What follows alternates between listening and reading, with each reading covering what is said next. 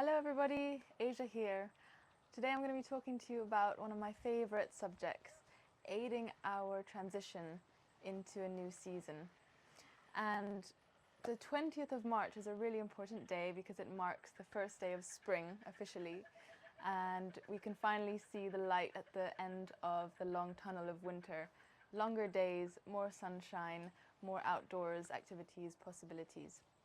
Now, the Gregorian calendar doesn't really take into account our natural rhythms. I don't know which very clever person decided to make January 1st the time for New Year's resolutions in the dead of winter, with the coldest days, with the shortest days, longest nights, everyone's indoors. It's not really the time to be becoming your best new healthiest version of yourself. So please don't feel bad if you haven't been doing your New Year's resolutions, because it's not natural. But springtime is the natural new year, and Ayurveda has some very helpful guidelines when we're making our New Year's resolutions to become our most vibrant, energetic self.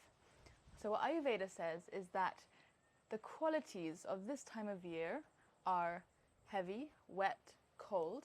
So when you're making your New Year's resolutions and your plans for this year, maybe make some habits which are of the opposite qualities, and in that way you're going to set yourself up for success, because you will be helping your internal system deal better with the external world.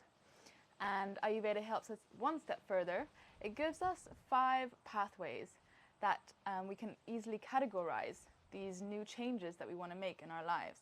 So when it comes to our movement, we want to start new movement routines which are all about bringing dynamism and fire to counteract that stagnation that can come over winter. So anything dynamic yoga, sun sequence, brisk walking, dancing is a great one, because for the mind it's actually much more of a easier jump from bed to dancing, having fun, than from bed to HIIT workout.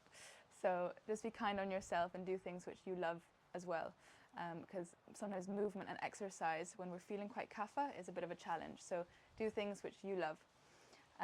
The next one is lifestyle changes. How can you do your day in a little bit of a different order to optimize that lightness? So I would recommend doing your movement first thing in the morning, before breakfast, and having a much later breakfast, and also having a little walk after dinner as well. It's really important to help the digestion. Then we go to herbs, and the kitchen is your oyster when it comes to herbs for balancing kapha. All herbs, Eastern, Western, fresh, dry, they all help to get the digestive fire going and to balance kapha.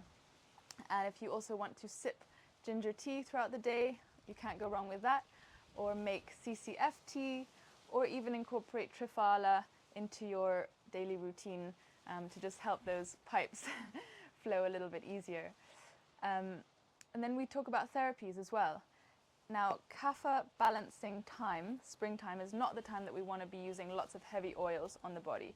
So if you do have that as an important part of your practice, maybe try a dry brush and do that with a dry brush. Or if you do really want to have the oils, because maybe you're a Vata natural constitution, try really light warming oils like mustard oil. And finally, the 5th pathway, my favorite pathway, food.